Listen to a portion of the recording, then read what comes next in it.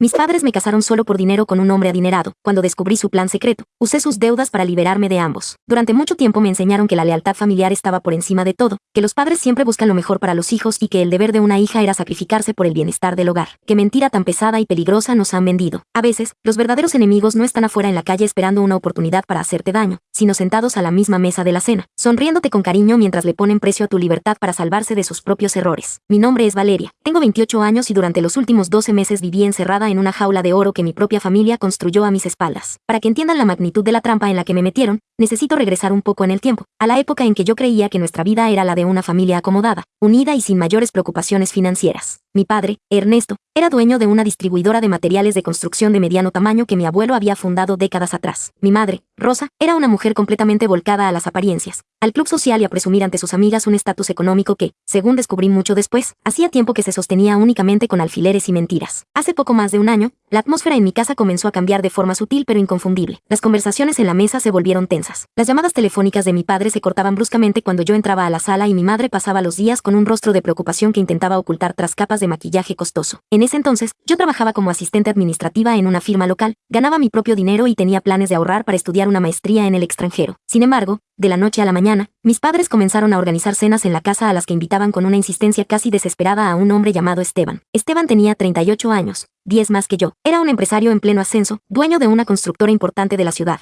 Un tipo alto, de trato sumamente educado en apariencia, pero con una mirada fría y calculadora que desde el primer día me provocó un rechazo instintivo. Esteban no conversaba conmigo de mis proyectos, de mis lecturas ni de mis metas. Me miraba de arriba abajo como quien examina un objeto de valor en una tienda de antigüedades, sonriendo con una autosuficiencia que me incomodaba profundamente. La presión familiar no tardó en desatarse con una fuerza demoledora. Mi madre empezó a organizar salidas a solas para Esteban y para mí, cancelando de golpe mis compromisos personales. Si yo intentaba negarme o ponía excusas sobre mi trabajo, mi padre intervenía con un tono de voz grave, acusándome de ser una hija egoísta que no valoraba los esfuerzos que ellos habían hecho durante años para darme una educación. Esteban es un hombre de primera categoría, Valeria, me repetía mi madre una y otra vez en la cocina, tomándome de las manos con una falsa ternura que me ahogaba. Tiene dinero, tiene visión, viene de una familia respetable y está completamente fascinado contigo. Un hombre así no se encuentra dos veces en la vida. Es momento de que pienses en el futuro de la familia y asegures tu posición en la sociedad. Lo que yo no sabía en ese momento, y que mi mente ingenua jamás sospechó, era que la insistencia de mis padres no tenía absolutamente nada que ver con mi felicidad ni con mi futuro. La presión se volvió tan asfixiante que la casa se convirtió en un campo de minas emocional. Si yo ponía una mala cara durante las cenas con Esteban, mi madre estallaba en llanto por la noche acusándome de estar arruinando la salud de mi padre. Si intentaba distanciarme, mi padre se llevaba la mano al pecho hablando de su presión arterial y de la carga enorme que representaba mantener la empresa familiar a flote en tiempos difíciles. Me hicieron sentir culpable de cada problema en la casa, hasta que lograron quebrantar mi resistencia. 7 meses después de la primera cena, me vi envuelta en una boda ostentosa, rápida y perfectamente escenificada que parecía diseñada más para una revista de sociales que para celebrar el amor de dos personas. Esteban pagó absolutamente todo sin escatimar un solo centavo, desde el vestido de novia traído de una boutique exclusiva, hasta el banquete para 400 invitados en el jardín más costoso de la ciudad. Mis padres caminaban entre las mesas con la barbilla en alto, saludando a los empresarios locales y recibiendo felicitaciones por el excelente partido que su hija había conseguido. Yo me sentía como un espectador flotando fuera de mi propio cuerpo, firmando el acta de matrimonio con una mano temblorosa mientras la sonrisa congelada de mi esposo me recordaba que mi vida anterior había quedado sepultada. En cuanto terminó la fiesta y la luna de miel de 10 días en un resort privado, la realidad de mi nueva vida me golpeó con la dureza de un muro de concreto. Nos mudamos a la residencia de Esteban, una casa enorme de arquitectura moderna situada en una zona exclusiva fuera de la ciudad. Lo que al principio intentó venderse como el inicio de una vida de lujo se convirtió de inmediato en un régimen de control absoluto y aislamiento. Esteban no quería una compañera de vida. Quería una esposa de adorno para sus compromisos de negocios y una presencia dócil dentro de su casa. La primera medida que tomó, apenas 2 semanas después de la boda, fue exigir que renunciara a mi trabajo de asistente administrativa. No tiene ningún sentido que sigas trabajando por un sueldo miserable, Valeria, me dijo un domingo por la mañana mientras revisaba sus correos en la terraza, con una voz serena que no admitía réplica. A partir de hoy tú te dedicas a la casa, a acompañarme a los eventos de la constructora y a proyectar la imagen de la familia. Mi esposa no necesita andar recibiendo órdenes de ningún jefe. Cuando intenté protestar y defender mi independencia económica, descubrí la verdadera personalidad del hombre con el que me había casado. Esteban no gritaba ni levantaba la voz. Utilizaba una frialdad manipuladora para anularte. Canceló la tarjeta de crédito que yo usaba desde antes de casarnos y la reemplazó por una tarjeta adicional a su nombre, en la cual recibía notificaciones en tiempo real en su teléfono móvil por cada centavo que yo gastaba. si compraba un libro, si me tomaba un café con una antigua amiga de la universidad o si pagaba una consulta médica. A los 10 minutos recibía un mensaje de texto de Esteban pidiéndome explicaciones detalladas de la transacción. Mis salidas de la casa quedaron estrictamente fiscalizadas por el personal de servicio y por el chofer de la propiedad, quien tenía instrucciones precisas de informarle a Esteban sobre cada lugar que yo visitaba. Si pasaba más de 2 horas fuera de la residencia, Esteban me llamaba por teléfono para recordarme mis deberes en el hogar o para hacerme saber que su paciencia tenía límites. Cuando intentaba buscar el apoyo o el consuelo de mis padres, mi madre se limitaba a reírse por teléfono, diciendo que yo era una exagerada y que todos los hombres adinerados son un poco celosos y territoriales porque cuidan lo que les pertenece. Me quedé completamente sola, atrapada en una rutina de aislamiento donde mi única función era vestir bien para las cenas con los socios de Esteban y sonreír ante las cámaras de la prensa local. El punto de quiebre que destruyó la ilusión y reveló la podredumbre detrás de mi matrimonio ocurrió a los 6 meses de casada. Era un jueves por la tarde. Esteban había salido de viaje de negocios a otra ciudad para revisar la compra de un terreno y no regresaría sino hasta el día siguiente. Yo me encontraba en la biblioteca de la casa buscando un libro en los estantes de madera para pasar el tiempo, cuando accidentalmente tiré al suelo una pequeña figura de bronce que estaba colocada junto al escritorio principal de su oficina privada. Al levantar la figura, noté que la pared de madera detrás del escritorio tenía un panel suelto. Moví la estructura por curiosidad y descubrí el teclado digital de una caja fuerte de empotrar. En cualquier otra circunstancia habría dejado las cosas como estaban, pero la desconfianza y la sensación de que algo no encajaba en mi vida me empujaron a actuar. Conocía la fecha de cumpleaños de Esteban y la combinación que usaba para su maletín personal. Introduje los dígitos en el teclado digital. Tras un pitido corto, la puerta metálica de la caja fuerte se abrió con un chasquido seco. En el interior de la caja fuerte no había joyas ni fajos de billetes, sino un sobre de manila grueso marcando con el nombre de mi padre, Ernesto Convenio de Reestructuración Financiera. Tomé el sobre con las manos temblorosas y me senté en el sillón de piel del escritorio. Al extraer los documentos, mi mundo se desmoronó por completo. No era una simple carpeta de negocios.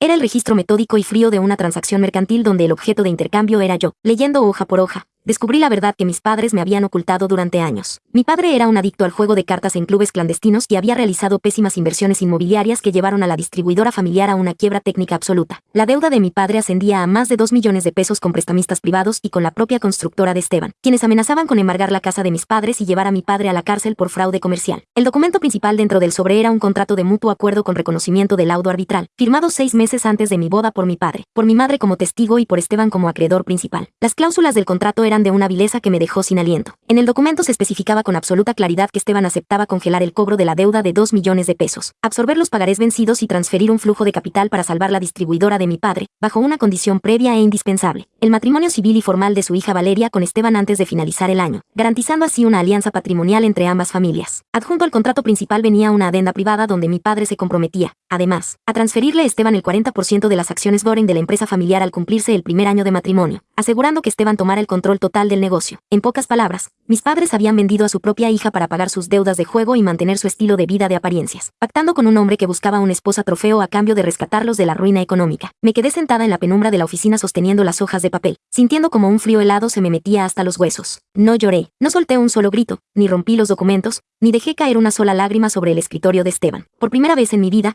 la angustia y la sumisión se congelaron por completo dentro de mi pecho, dando paso a un razonamiento frío, metódico y despejado. Entendí que la chica dócil que intentaba complacer a todos había muerto en el momento exacto en que leí la firma de su padre al pie de ese contrato de venta. Saqué mi teléfono celular del bolsillo. Con el pulso completamente firme y la mente trabajando a la velocidad de un reloj digital, le tomé fotografías de alta resolución a cada una de las páginas del contrato, a los pagarés certificados, a las firmas de mi padre y mi madre, y a la adenda de transferencia de acciones. Me aseguré de que el archivo digital incluyera los metadatos de la fecha, la hora y la nitidez de cada cláusula. Una vez que guardé las imágenes en una carpeta cifrada en la nube y respaldé los archivos en una cuenta de correo secundaria que Esteban no conocía, volví a guardar el sobre de manila exactamente en la misma posición dentro de la caja fuerte, cerré la puerta metálica, acomodé el panel de madera de la pared y puse la figura de bronce en su lugar original. Me lavé la cara en el baño del pasillo, me miré al espejo y vi a una mujer completamente distinta. Ya no había espacio para la culpa, ni para la lealtad familiar, ni para el miedo a la soledad. Mis padres y mi esposo creían que me tenían atrapada en una jaula sin salida, convencidos de que mi timidez me mantendría acobardada en el papel de la esposa abnegada. No tenían la menor idea de que la trampa que construyeron juntos acababa de entregarme la herramienta perfecta para destruir su acuerdo y recuperar mi vida por completo. Regresé a mi habitación en absoluto silencio y empecé a planear, con la cabeza más fría que he tenido en toda mi vida, el contragolpe legal que los dejaría a todos sin nada. Las semanas posteriores al hallazgo en la caja fuerte exigieron de mí una actuación impecable. Tenía que seguir despertándome a la misma hora, sonreírle a Esteban durante el desayuno, elegir los vestidos que a él le gustaba que usara y asistir a los compromisos sociales con la misma docilidad de siempre. Por dentro, sin embargo, cada gesto mío estaba calculado al milímetro. La ingenuidad se me había evaporado del pecho para dar paso a un pragmatismo absoluto. Si quería salir de ese laberinto sin que mi vida quedara destruida en el proceso, no podía dar un solo paso en falso impulsada por el enojo. A principios del 7º mes de matrimonio, Aproveché una de las pocas mañanas en las que Esteban tenía agenda llena fuera de la ciudad con sus ingenieros para mover mis fichas. Le dije al chofer de la propiedad que necesitaba ir al centro comercial a comprar un regalo para el cumpleaños de una tía y que tardaría un par de horas caminando por las tiendas. En cuanto me dejó en la entrada principal del complejo, salí por la puerta opuesta. Abordé un taxi de aplicación pagado en efectivo con dinero que había ido guardando discretamente y me dirigí a un despacho de abogados especialista en derecho familiar, corporativo y financiero que había seleccionado tras días de análisis en Internet. La abogada que me recibió, una mujer madura de mirada aguda y trato impecable, escuchó mi historia en absoluto silencio durante 40 minutos. Le mostré en la pantalla de mi teléfono las fotografías en alta resolución del contrato de reestructuración financiera, de los pagarés firmados por mi padre y de la adenda sobre la transferencia de acciones de la distribuidora. También le entregué una copia del convenio prenupcial bajo el régimen de separación de bienes que Esteban me había hecho firmar 3 semanas antes de la boda. Un documento de 15 páginas redactado por sus corporativos que buscaba proteger hasta el último centavo de sus empresas y dejarme a mí con las manos completamente vacías en caso de una separación ordinaria. La abogada revisó las cláusulas del prenupcial y luego las comparó minuciosamente con el acuerdo secreto celebrado entre mi padre y Esteban. Tras unos minutos de cálculo y lectura atenta, se quitó las gafas, cruzó las manos sobre el escritorio y me miró con una seriedad reveladora. Me explicó que el panorama cambiaba radicalmente gracias a la existencia de las fotografías del contrato oculto. El convenio prenupcial que Esteban diseñó para protegerse quedaba severamente comprometido por una figura jurídica fundamental: el vicio en el consentimiento por dolo, maquinación y simulación de actos jurídicos. La ley establece con absoluta claridad que un matrimonio no puede sostenerse de forma válida cuando la voluntad de una de las partes ha sido manipulada mediante un acuerdo económico clandestino a sus espaldas, donde se le utiliza como objeto de cambio para extinguir o congelar una deuda mercantil. Al haber sido presionada emocionalmente por mis padres para casarme mientras ellos negociaban mi patrimonio de forma secreta con mi prometido, el consentimiento matrimonial estaba viciado de origen. Eso no solo abría la puerta para un divorcio sin posibilidad de reclamos financieros por parte de Esteban, sino para una demanda de anulación de matrimonio por fraude civil, lo que dejaría inválidas todas las obligaciones contractuales vinculadas a mi persona. Sin embargo, la abogada me advirtió que para presentar una demanda inexpugnable ante los tribunales necesitábamos más pruebas sobre la ruta del dinero y el uso de mi nombre en las transacciones comerciales de ambas partes. Me dio instrucciones precisas sobre los documentos adicionales que debía rastrear antes de dar el golpe definitivo. Durante los siguientes 2 meses, entre el mes 7 y el mes 9 de matrimonio, asumí la tarea de auditar discretamente las finanzas de mi entorno, aprovechando que Esteban confiaba en mi aparente resignación y que solía pedirme que le organizara las carpetas de gastos deducibles de la casa en su computadora personal. Me dediqué a revisar los estados de cuenta consolidados, las facturas cruzadas y los accesos bancarios a los que tenía alcance. Mi formación administrativa me facilitó enormemente el trabajo. Lo que descubrí durante esa auditoría secreta superó con creces la codicia que yo ya le conocía a mi familia. Mi padre no solo había vendido mi matrimonio para congelar la deuda inicial de 2 millones de pesos con la constructora de Esteban, sino que, empujado por su adicción irrecuperable al juego de cartas y los malos negocios, continuaba acumulando pérdidas astronómicas a espaldas del propio Esteban, para conseguir nuevos préstamos con financieras particulares sin que su yerno se enterara de su reincidencia. Mi padre había utilizado copias de mis documentos personales,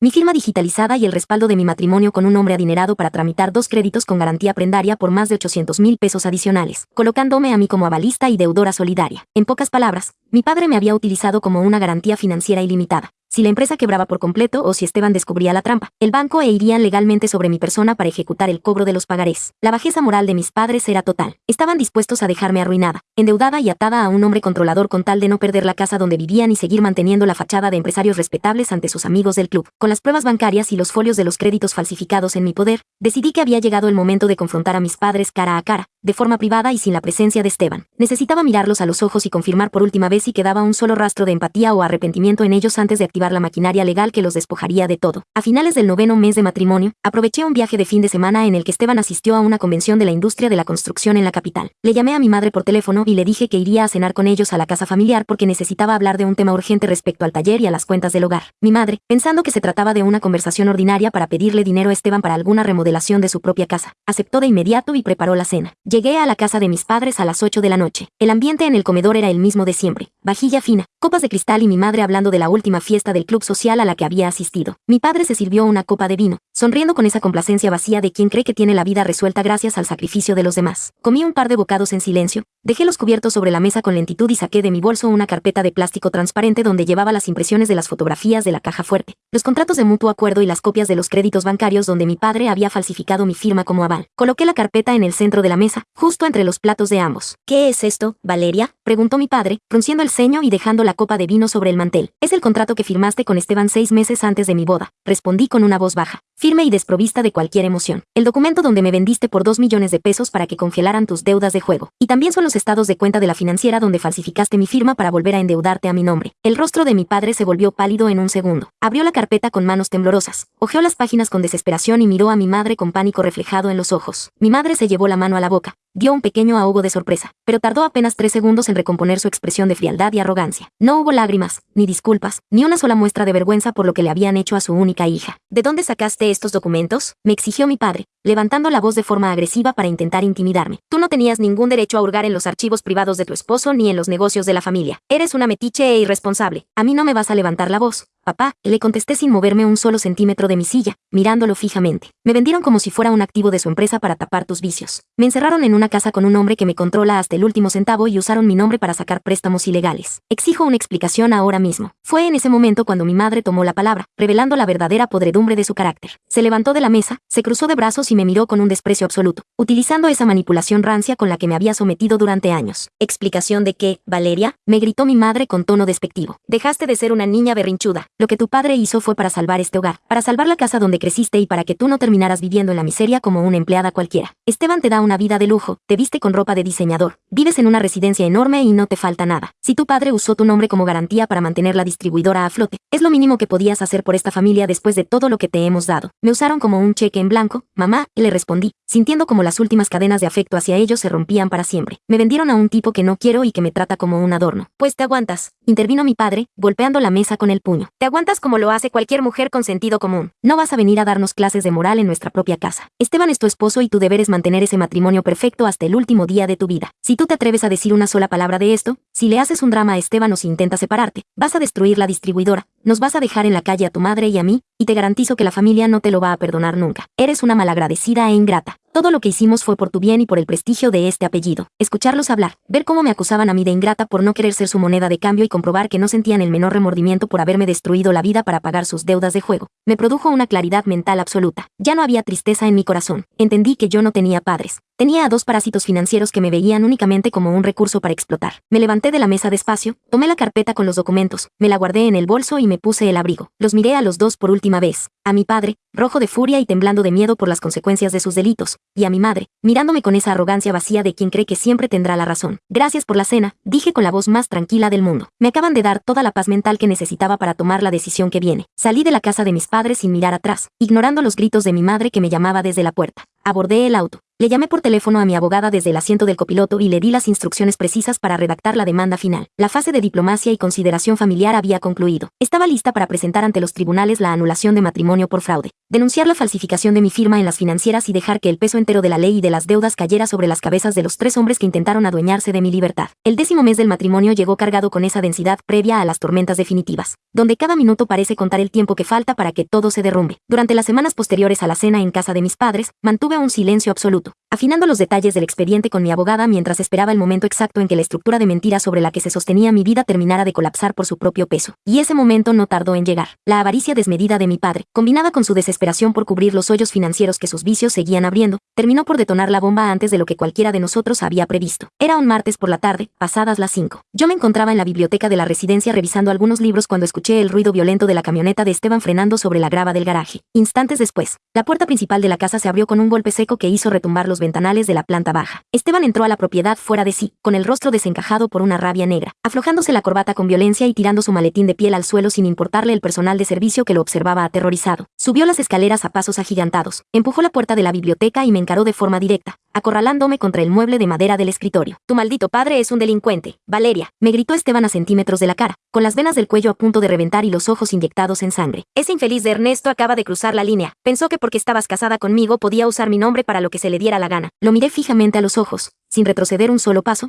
manteniendo una respiración pausada y la mente completamente fría. ¿De qué estás hablando, Esteban?, pregunté con una voz neutra y serena, que pareció enfurecerlo todavía más. Ayer me llamaron del departamento de riesgos del Banco Corporativo, exclamó golpeando el escritorio con el puño cerrado. Tu padre presentó una solicitud de ampliación de crédito por 3 millones de pesos a nombre de su distribuidora, presentando una carta de fianza corporativa con mi firma y el sello de mi constructora. Falsificó mi firma digitalizada en un documento oficial para sacar un préstamo a mis espaldas. Pensó que el gerente, como es amigo mío, No me iba a llamar para verificar el folio. Esteban comenzó a caminar en círculos por la biblioteca, pasándose las manos por el cabello, respirando de forma agitada mientras su arrogancia habitual se transformaba en una furia ciega y amenazante. Pero esto se acabó aquí, Valeria, dijo volviéndose hacia mí con un tono de voz cargado de un desprecio absoluto y una crueldad que ya no intentaba disimular. Tu familia se acabó de arruinar hoy. Yo no voy a meter las manos por un delincuente. Mañana mismo voy a presentar una denuncia penal contra tu padre por falsificación de documentos mercantiles y tentativa de fraude. Y voy a ejecutar de inmediato los 2 millones de pesos del contrato de reestructuración financiera. Les voy a quitar la casa, la distribuidora y hasta los muebles donde comen. Y tú te vas a quedar en esta casa pagando centavo por centavo todo lo que tu padre me debe, porque para eso te traje a esta casa y para eso firmamos un contrato. Vas a aprender a obedecer de verdad si no quieres que mande a tu padre a una celda de prisión preventiva la próxima semana. Esteban estaba convencido de que su estallido me pondría a temblar, que caería de rodillas a llorar, que le suplicaría piedad para mis padres y que me sometería por completo a sus exigencias con tal de evitar el escándalo familiar. Esa había sido su estrategia desde el primer día: usar el miedo, el chantaje y la posición de poder para tenerme sumisa. Lo que ese hombre ignoraba era que yo llevaba 3 meses esperando exactamente este escenario. No solté una sola lágrima. No mostré el menor rastro de pánico. En lugar de eso, caminé despacio hacia el compartimento inferior del escritorio de la biblioteca. Saqué una carpeta rígida de color negro que llevaba semanas lista en ese lugar y la coloqué con suavidad sobre la mesa de cristal, justo en medio de los dos. Tú no vas a mandar a nadie a ningún lado, Esteban, le dije con una calma tan profunda y fría que detuvo su caminata en seco. Esteban me miró con una mezcla de desconcierto y burla, frunciendo el ceño. ¿De qué carajos estás hablando, Valeria?, preguntó cruzándose de brazos. Abre la carpeta, le respondí mirándolo fijamente a los ojos. Con un gesto de fastidio, Esteban dio 2 pasos hacia adelante, abrió la portada de la carpeta y comenzó a revisar las hojas impresas en su interior. A medida que sus ojos recorrían los documentos, la expresión de superioridad en su rostro comenzó a desintegrarse con una velocidad impresionante. Su tez se volvió pálida, sus labios se apretaron en una línea delgada y las manos le comenzaron a temblar ligeramente sobre los bordes del papel. En las primeras páginas de la carpeta descansaban las fotografías en alta definición del contrato secreto de reestructuración financiera que yo había descubierto en su caja fuerte 6 meses atrás, con las firmas de mi padre, de mi madre y la suya propia, donde se detallaba explícitamente el uso de mi matrimonio como condición para congelar su deuda mercantil. En las páginas siguientes aparecía el dictamen técnico elaborado por mi abogada, desglosando la figura del vicio en el consentimiento por dolo y simulación de actos jurídicos, acompañado de las auditorías de los créditos bancarios donde mi padre había falsificado mi firma como aval. Finalmente, la copia del acuse de recibo de la demanda formal de anulación de matrimonio por fraude civil, ingresada esa misma mañana en los tribunales de lo familiar. ¿Qué es esto?, balbuceó Esteban, perdiendo por completo la seguridad en la voz mientras hojeaba el acuse del juzgado. Es el final de tu juego, Esteban, le contesté con una frialdad matemática. Esa es la demanda de anulación de mi matrimonio contigo. La ley establece con absoluta claridad que un matrimonio celebrado bajo un acuerdo económico clandestino a espaldas de una de las partes está viciado de origen. Tú y mis padres cometieron un fraude civil al utilizarme como moneda de cambio para congelar una deuda. Este documento demuestra que mi consentimiento fue manipulado mediante chantaje emocional y engaño patrimonial. Esteban intentó recomponer su postura, apretando los dientes y levantando la hoja de la demanda con rabia. Esto es un chiste, Valeria, me gritó intentando intimidarme. Tú firmaste un convenio prenupcial de separación de bienes antes de la boda. Tus abogados no tienen nada. Ese contrato entre tu padre y yo es un acuerdo privado de negocios que a ti no te incumbe. Ese acuerdo privado demuestra que el matrimonio fue una simulación comercial. Le respondí sin moverme un solo milímetro. Y el convenio prenupcial que me hiciste firmar queda anulado automáticamente en el momento en que el juzgado declare la nulidad del vínculo civil por dolo. Pero eso no es todo, Esteban. Esta mañana, mientras tú estabas en tu oficina, mi abogada presentó una notificación formal ante la Fiscalía y ante el Departamento de Control del banco donde mi padre intentó sacar el crédito. Entregamos las copias de los pagarés donde mi padre falsificó mi firma como avalista, deslindándome por completo de cualquier responsabilidad financiera presente, pasada o futura. La cara de Esteban era el reflejo exacto del terror legal. Su mente analítica de empresario comenzó a procesar las implicaciones de lo que yo acababa de hacer. Al haber presentado la demanda de anulación por fraude civil respaldada por las pruebas de la caja fuerte, Esteban no solo perdía cualquier control sobre mi persona y sobre mi patrimonio,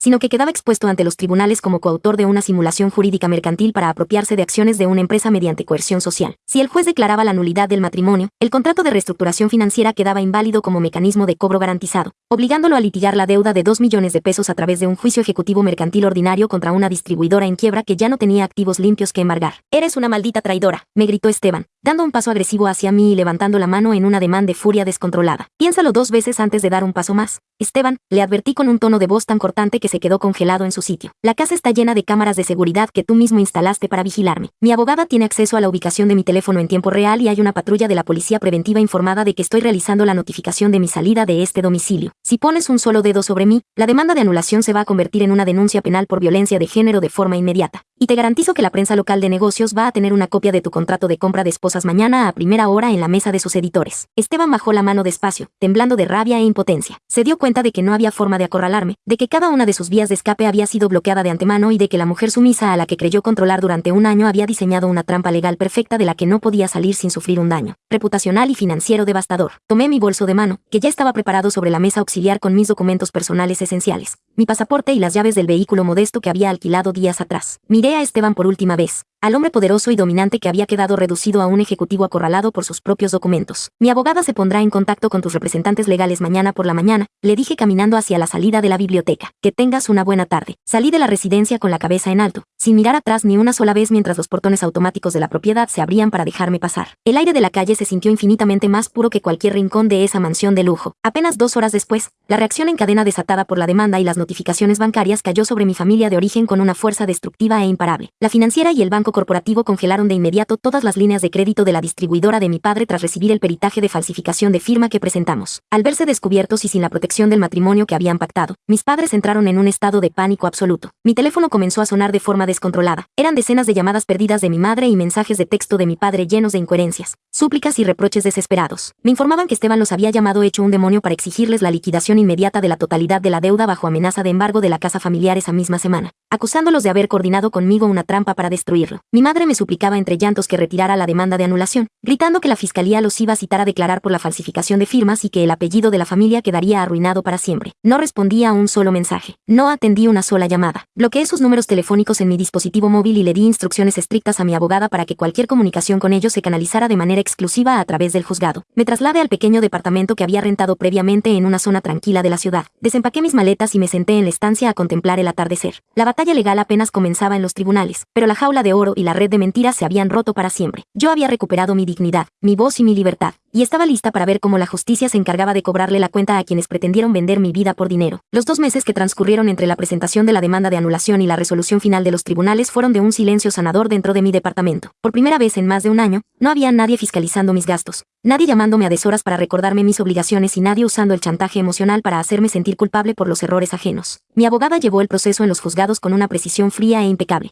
desmantelando cada uno de los intentos de la defensa de Esteban por postergar el juicio o por intentar involucrarme en las deudas de mi familia de origen. La audiencia final de sentencia ante el juez de lo familiar se celebró a finales de ese año. El ambiente en la sala de audiencias era de una sobriedad absoluta. Esteban estuvo presente acompañado por su equipo de corporativos, vistiendo un traje oscuro y manteniendo una postura rígida, con la mirada clavada en la mesa y evitando en todo momento cruzar los ojos conmigo. De a otro lado, la representación de mis padres no acudió. Su abogado simplemente envió un escrito dándose por notificado de las actuaciones judiciales, sabiendo que cualquier argumento que intentaran presentar en el estrado sobre el convenio secreto solo agravaría su situación penal ante las autoridades. El juez de la causa no tardó en emitir un fallo firme y ejemplar. Tras analizar el peritaje de los documentos encontrados en la caja fuerte, las capturas de las comunicaciones y las pruebas de la falsificación de firmas en las financieras, el tribunal dictaminó la anulación definitiva e incondicional del matrimonio por dolo, simulación de acto jurídico y vicio en el consentimiento. En la sentencia se declaró de forma categórica que el vínculo civil celebrado entre Esteban y mi persona carecía de validez legal desde su origen, al haber sido utilizado como objeto de transacción comercial para la condonación de deudas mercantiles. La resolución judicial no solo disolvió el matrimonio borrando cualquier registro de dicho vínculo, sino que dejó asentado un deslinde patrimonial y financiero absoluto a mi favor. El juez determinó de forma explícita que Valeria no tenía ni tendría jamás responsabilidad alguna sobre los pagarés, créditos, deudas o contratos firmados entre la empresa de su padre y la constructora de Esteban, ordenando a las instituciones bancarias cancelar cualquier registro que me colocara como aval o deudora solidaria de dichas operaciones. Asimismo, el tribunal desestimó cualquier reclamo de compensación planteado por la defensa de Esteban, declarando que la totalidad de los bienes adquiridos durante el año de convivencia permanecían bajo la titularidad individual que correspondiera, dejándome a mí en completa libertad legal y económica. Cuando el juez dio el martillazo final y declaró concluida la sesión, sentí como un aire helado y renovador me llenaba los pulmones. Esteban recogió sus carpetas en silencio, firmó las notificaciones con un gesto de amargura evidente y salió de la sala acompañado por sus abogados sin dirigirle la palabra a nadie. El hombre que se creía dueño de las personas y de los destinos mediante contratos leoninos había sido derrotado en su propio terreno por la contundencia de las pruebas y la fuerza de la ley. Para mis padres, sin embargo, el dictamen del juzgado fue el detonante de su ruina total y absoluta. Al quedar anulado el matrimonio que servía como garantía del contrato de reestructuración financiera, Esteban no perdió un solo segundo en compasión. Activó de inmediato la vía ejecutiva mercantil contra la distribuidora de mi padre y contra los bienes personales de mis padres para intentar recuperar los 2 millones de pesos del préstamo original,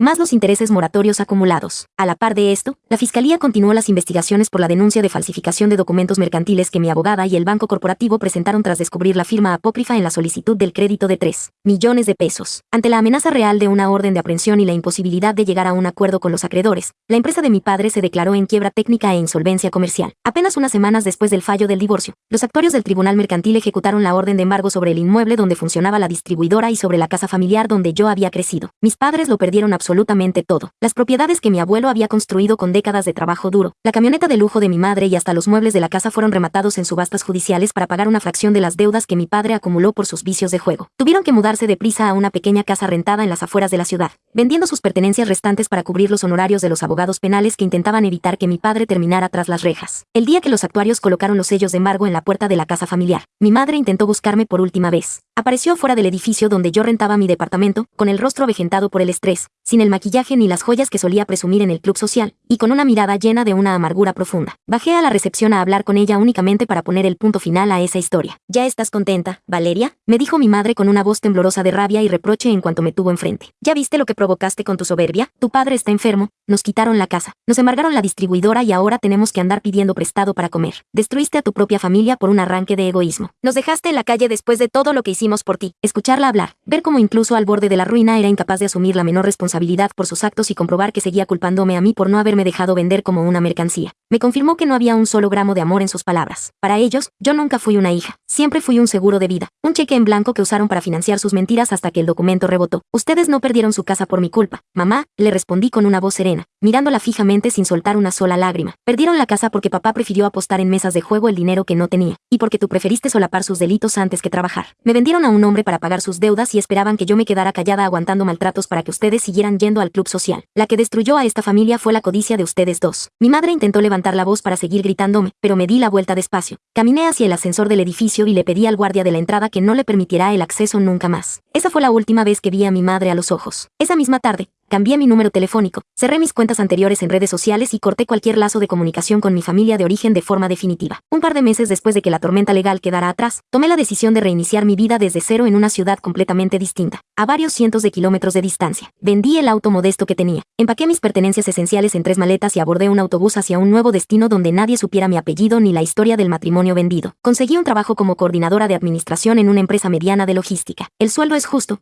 el ambiente de trabajo es profesional y respetuoso, y me permite pagar la renta de un departamento luminoso con balcón donde he comenzado a llenar los espacios con plantas y libros que yo misma elijo. No tengo tarjetas adicionales supervisadas por nadie, no hay horarios de llegada impuestos por la fuerza, ni miradas frías que me recuerden que soy el adorno de otra persona. Ayer por la tarde, mientras me tomaba una taza de café en el balcón escuchando el ruido de la ciudad al atardecer, me puse a reflexionar sobre todo lo que viví durante este año. Si alguien me hubiera dicho hace 12 meses que tendría las agallas para enfrentar a mi esposo en su propia biblioteca, desmantelar un fraude financiero de millones de pesos y darle la espalda a mis propios padres para salvar mi dignidad, no lo habría creído. Durante mucho tiempo me hicieron creer que la timidez y la obediencia eran mis mayores virtudes, cuando en realidad eran las cadenas con las que intentaron someterme. Tuve que aprender a la fuerza que la verdadera lealtad empieza por uno mismo, y que no hay lazo de sangre ni promesa matrimonial que te obligue a sacrificarte para encubrir la podredumbre o los vicios de los demás. A cualquier persona que esté leyendo esto y que se sienta atrapada en una relación o en una dinámica familiar donde la utilicen, la manipulen o intenten vender su futuro bajo la excusa del amor o el deber, le dejo este consejo con el corazón en la mano: no tengan miedo de romper los altares de las falsas familias. La soledad y empezar de cero en un lugar desconocido da miedo al principio, es verdad.